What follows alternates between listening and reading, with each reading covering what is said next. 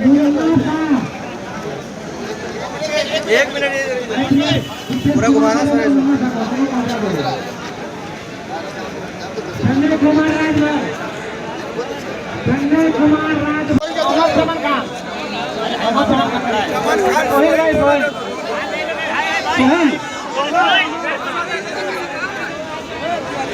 भाई सामने दे दो। हम लोगों को यहाँ पे सर के माध्यम से मराठी सीखने का अवसर मिला। परिवहन मंत्री जी ने का भी सहयोग है और हम लोगों को मराठी सीखने में कोई ज़्यादा तकलीफ़ नहीं, लेकिन थोड़ा बहुत तो समय लगेगा। उसके अलावा जैसे मराठी हम लोग समझते हैं, लेकिन बोलने में अड़चन होती है। हम समझ जाते हैं पैसेंजर क्या बोल रहा है, लेकिन बोलने में अड़चन होती है। कुछ लोगों को बहुत ज़्यादा अड़चन होती है, वो डरते हैं कि क्या हम बोले हैं, कुछ गलत शब्द चले जाएगा। और उससे भी ज़्यादा डर आरटीओ से लगता है कि बाबा आरटीओ आया, अभी कुछ भी हमसे चूक हो गई, पता नहीं क्या होगा। तो सर से प्रार्थना है, मंत्री सर से, मतलब जो हमारे प्रधानमंत्री जी हैं, कि हम लोगों को मौका दिया जाए। हम लोग सीखेंगे और सीख भी रहे हैं। मराठी में भी थोड़ा बहुत आता है, जो यहाँ से सीखे, कुछ प्रयास करेंगे और भी सीखने का। और हमको कुछ तकलीफ नहीं मराठी से, अच्छा है, जितना भाषा सीखे उतना अच्छा है। पॅसेंजर का भी सहयोग आहे। जसं पॅसेंजर मिला, भाई हमको दहिसरला जायचं, तर आम्ही चांगलं या बसा सोडते तुम्हाला, मराठीमध्ये असंच आहे। आणि ते म्हणते की लवकर पोहोचेला, तर जर ट्रॅफिक नसेल तर लवकर पोहोचूया। आणि त्यांचा पण सहयोग आहे आमच्यासाठी बरोबर, असा काहीच नाही। आम्ही हिंदीवाले आहे म्हणून ते आमच्या सहकार केलं आणि आम्ही पण सहकार करायला तयार आहोत। आता आम्हाला वेळ पाहिजे, म्हणजे काय की लवकर आम्ही शिकू शकत नाही, आम्हाला येतो थोडंफार आणि सगळ्यांना येत नाही। तर मंत्री महोदयाला फिर प्रार्थना आहे, यात चॅनलमधून आम्ही काय नेता नाही रिक्षा ड्रायव्हर आहे आणि तुमच्या सर्वांचा सहयोग आहे, तुमचा पण आहे, साहेबांचा पण आहे आणि सगळ्या लोकांना मिळून आपण पुढे जाऊया असं मला वाटत आहे की याच्यामध्ये काही चुकीचं नाही। जर माझ्या काय सब चुकीलं ते मला क्षमा करावे, क्षमा असावी। आणि आरटीओ फाईन मारते, आता ते म्हणते की बाबा तुम्हाला येत नाही, तू लवकर ते एवढे येणार नाही, वेळ लागणार। कारण आम्ही आता शिकायला चालू केलं आहे, पुढे याच्या मागे शिकले होते तर होतं आम्हाला की बाबा आम्ही चांगले आहात, आम्हाला चांगले मराठी येत नाही मला लोकांना। आणि आम्ही घाबरते कुठला की जर बाबा आरटीओचे साहेब आले, आता आमच्या फार कमी होते काय गाडीमध्ये, ते आम्हाला पण वाटतं की बाबा कमी आहे, ते आम्हाला सहकार करते, साहेबांना पण सहकार करणार असं काहीच नाही। असं आमचा उम्मीद आहे की ते आम्हाला सहकार करावे आणि आम्ही पण सहकार करायला तयार आहे। असं आमचा काही प्रॉब्लेम नाही की आम्ही चालणार नाही। आणि भाषा पण छान मराठी आहे, आम्हाला पण वाटते की मराठी शिकायला पाहिजे, आम्ही पण शिकतो। आणि आम्हाला पॅसेंजर पण मराठी जर बोलणार तर मी लवकर शिकू।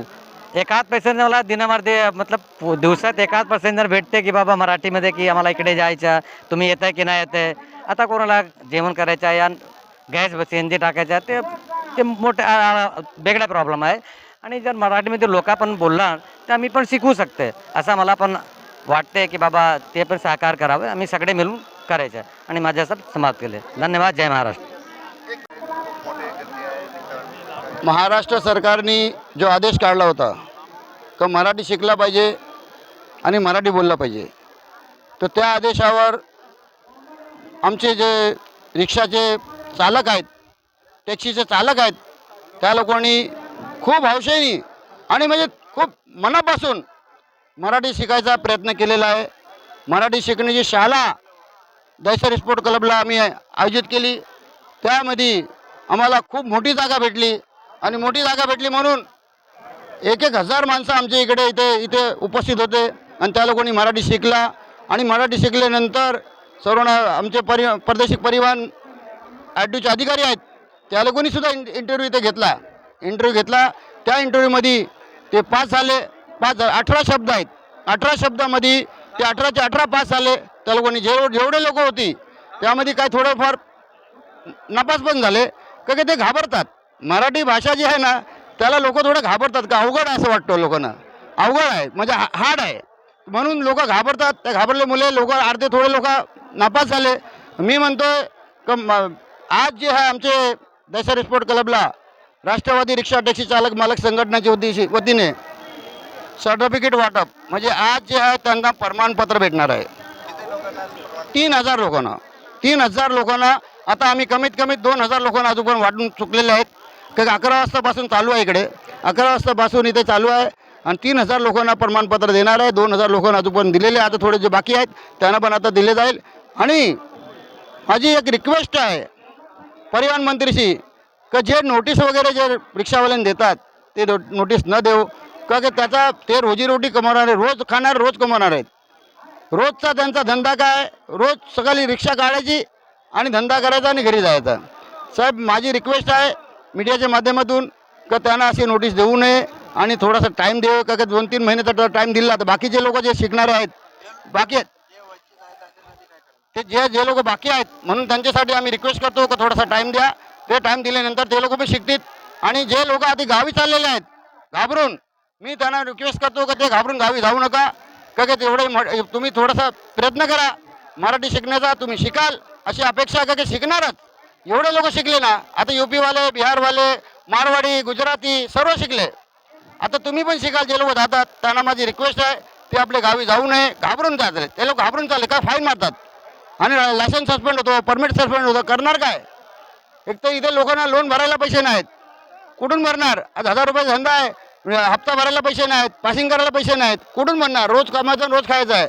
माझी रिक्वेस्ट आहे परिवहन मंत्रींना का बा तुम्ही थोडासा टाईम द्या. आम्ही भेटणार पण आहेत परिवहन मंत्रींना 1-2 दिवसात आम्ही भेटून रिक्वेस्ट करू. रिक्वेस्ट लेटर पण देऊ त्यांना का साहेब जरा थोडासा टाईम द्या आणि टाईम देऊन त्याच्यानंतर जर नाही झाला तर मग बघले जाईल. आणि मी महाराष्ट्र सरकारला धन्यवाद देतो की त्यांनी आम्हाला एवढा टाईम दिला आणि आम्ही मराठी भाषा शिकण्याचा कार्यक्रम आयोजित केला. आणि परिवहन मंत्र्यांना पण धन्यवाद देतो त्यांनी आम्हाला ते एवढा टाईम दिला आणि आम्ही त्या कामामध्ये सक्सेसफुल झालो. आणि आज सर्टिफिकेटचा वाटप चालू आहे. आणि मी सर्व आमचे रिक्षावाल्यांना पण धन्यवाद देतो की त्या लोकांना हौशेने हे शिकण्याचं काम केलं आहे. धंदा पाणी सोडून रिक्षा तुम्ही बाहेर बघू शकता लाईनीने हजारो रिक्षा उभ्या आहेत. सर्व धंदा पाणी सोडून आपल्या इथे उभे आहेत रोजीरोटी सोडून उभ्या आहेत सर्टिफिकेटसाठी मराठी भाषेसाठी चालू आहेत. का मराठी भाषा त्या लोकांना असं वाटतो का आम्ही महाराष्ट्रामध्ये राहतो तर आम्हाला पण थोडीफार आली पाहिजे म्हणून त्या लोकांनी पण एवढा रिक्वेस्ट हे केलेला आहे.